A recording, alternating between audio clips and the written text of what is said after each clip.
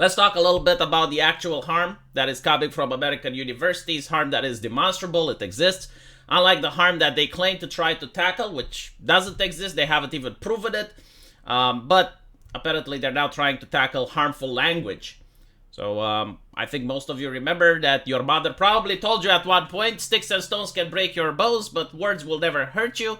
That is the healthy mindset of a free society, a society that allows individuals to express themselves, which is something that the universities are heavily against. They do not want a liberal society. They want an authoritarian society with the university professors placed as the enlightened ones, the ones in control of the cathedral, if you will, telling people how to think and what they are allowed to think. So language cannot be harmful. There is no study which shows that a society filled with mutes, people that cannot speak, would be a safer society than one where people are allowed to communicate with each other. It is absolute madness. So why exactly are they doing it? What is this inclusive language? Well, it's to divide people, right? Like the university professors that are pushing for this are revolutionary in nature. They flat out say in multiple studies that America is a far-right, supremacist, capitalist, racist, systemic society, and they need to change the system. They need to revolutionize the system.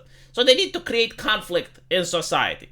And by doing so, they are training students to create conflict in institutions. So when a student graduates and he joins a tech company, he joins a game development company or Hollywood, or he goes into politics, his job is to be as divisive as possible. His job is to destabilize that company rather than try to help it succeed. And there are academic papers, especially from feminist studies, where the university professor explains that the students are like a virus. They will go into the cell being the company we talked about, and they're going to try to destabilize the cell. They're going to try to change the system by destroying all of its parts, by infiltrating, subverting everything, right? So this is what they're trying to do. And one of the tools that they're doing this is to create the concept of harmful language. Because what it does is it now separates the people into the enlightened ones, the ones that understand that language is harmful, and the bigots, the ones that don't.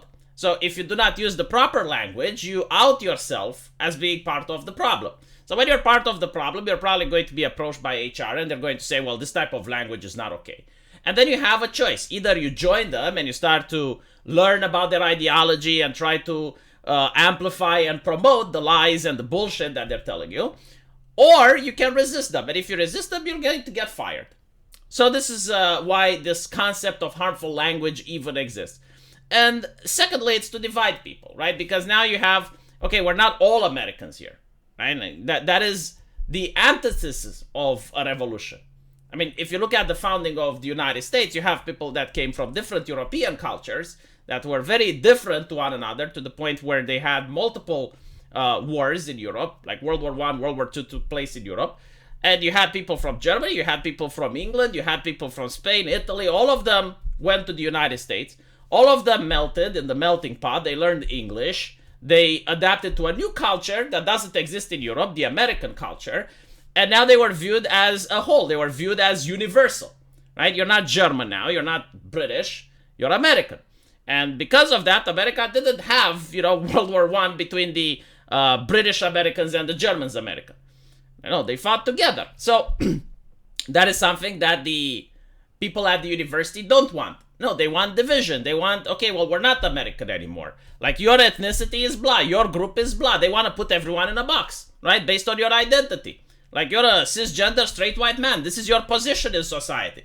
Oh, you're a black transgender woman. This is your position. And when I say that putting people in a box, this is why they freak out when some people like the Hodge twins, for example, who are black and they're supporting Republicans, are a problem, right? Like the left gets livid when something like that happens, or when J.K. Rowling, which is a feminist, doesn't support transgender rights. These people, according to the left, aren't doing their part. They're not playing their role, which is to be in that box. Like, if you're a woman, no, you need to support this group. You need to vote this way. You need to behave like this in society. Basically, you need to agree with the activists and the university professors, right? So this is why you have like this nonsense of harmful language. And, that they're saying that, oh, well, because it's imprecise language and The term American doesn't talk about all the other American countries, like the 42 other countries between North and South America. But notice how it was never a problem, right? Like, I never heard someone say, I'm an American, and I didn't know what he was talking about. Right? It's the same thing with, like, we need to stop calling it the European Union because there are countries in Europe that aren't in the European Union. Like, it doesn't make any sense. Like, it's not supposed to. Like, if you're looking at it in a way to try to make sense of it, you're not going to. But if you're looking at it as a way to divide people and to create controversy, then it makes perfect sense. Let me know what you guys think, though. And as usual, I will see you in the comment section. Take care.